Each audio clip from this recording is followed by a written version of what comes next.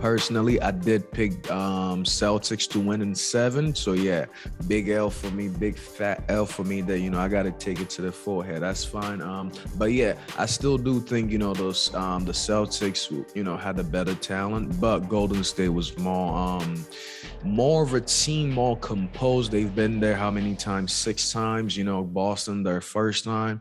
The spotlight was a little bit bigger for them.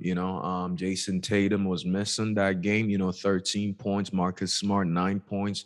Jaylen Brown had 31 or 34, I think, and Al Horford had 21.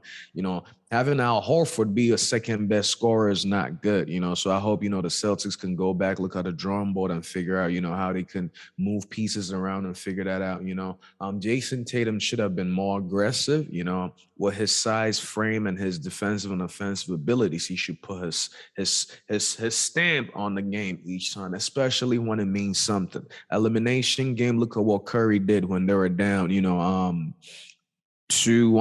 You saw how he came back, tied it up. They went up 3-2, and then Tatum couldn't have that same impact on them, being the best player on that team. Like he did in Game 6 against the Bucks. Exactly. He needed one of those games. He needed one of those games, when he had against Brooklyn as well, too, Game 3, Game 4, he needed one of those monsters. And even Game 1, all throughout the Brooklyn series, he played amazing, That's what they kind of needed from him.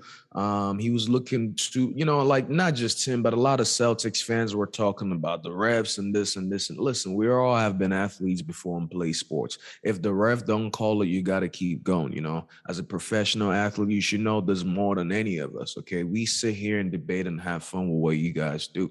Not really out there playing with y'all, but still, I think you got to have some kind of sense of urgency. You're playing a team like the Warriors. When the ball stops, when you don't make a bucket and you stop, they're going down and hitting a 3, or in transition layup, something. They're always quick. They're always moving, Andrew Wiggins, amazing player, amazing stats. Shout out to him as well. I think besides Steph, he might have been the runner-up on the finals MVP on the Golden State side, because not a lot of people really performed. The closest to Steph averaged 31 points, 5 assists, 6 rebounds, okay? The closest person to him was Wiggins and Clay. Clay having 17 points. Wiggins was balling. 18 and 9 for Wiggins. 18 and 9, great defense. Great defense on Tatum. He had a couple of blocks that, really mattered when when they were on a nice 9-0 run, in the second quarter, went up by 14. Boston came back after the timeout, started going back again, like 6-0 run. But then Wiggins had a nice block, to kind of turn it around. The fans got involved, I think that even though the game was at home for Boston, it didn't really feel like it was at home for them. It felt like a Game 7 to them. Not really like, oh, let's win this one and push it to 7. Because the Warriors threw those haymakers after that early lead. They just threw haymakers. And listen, man, like I'll just give you my overall thoughts on the series and then Game 6. Curry was all-time great. We both kind of said, hey, he's got a point to prove, say, I'm one of the GOATs, and he made that point. Absolutely. And even in the game where he obviously Game 4 was amazing, but games 1, 2, 3, and 6, he scored around 30. He was hitting his 3. And the Game 5, where we kind of said, hey, he might have an off game. And I did say that. What happened? He had 8 assists, 1 turnover. Their face guarded him 40 feet from the hoop, and his teammates did step up. Wiggins, the most in Game 5. Poole, other guys. So in general, Steph Curry obviously was the MVP, all-time great performance, and he's put himself really up there with some of the best players to ever live. Now, overall in the series, Wiggins 18 and 9. He played great defense on Tatum. I heard they work out together too, which, it's funny. That's these guys, interesting. Yeah, these guys work out together, and even like in the Olympics and these other kind of areas, it's like, these are competitors. They're learning about each other. To seeing all the secrets that they have, and that can come back to bite you sometimes. So Wiggins played great defense, great rebounder. Clay had a big Game 5. He was a little bit off in Game 6, but again, we know what he does on defense and spacing the floor. And shout out to Draymond.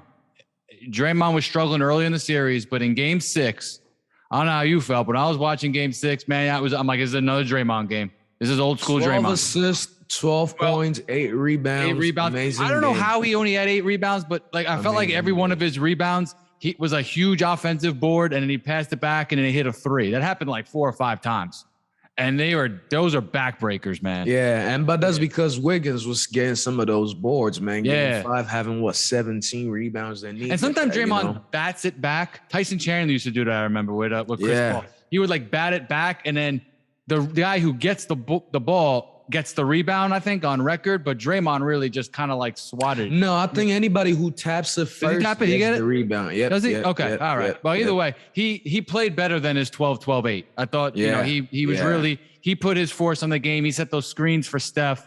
Like, they were just in perfect harmony. And, those bombs that Steph was hitting in the third quarter and pointing at the ring that was coming, it was great, man. Like, Steph he knew it, man.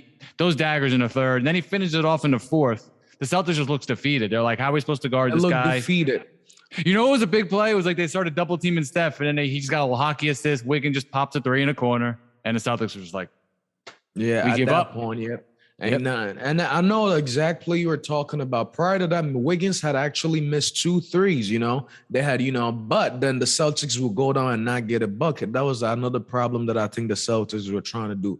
They were trying to match Golden State's intensity and play. It's like, listen, Celtics, you guys are much better in the sense of with size and on defense, right? And especially get into the hoop.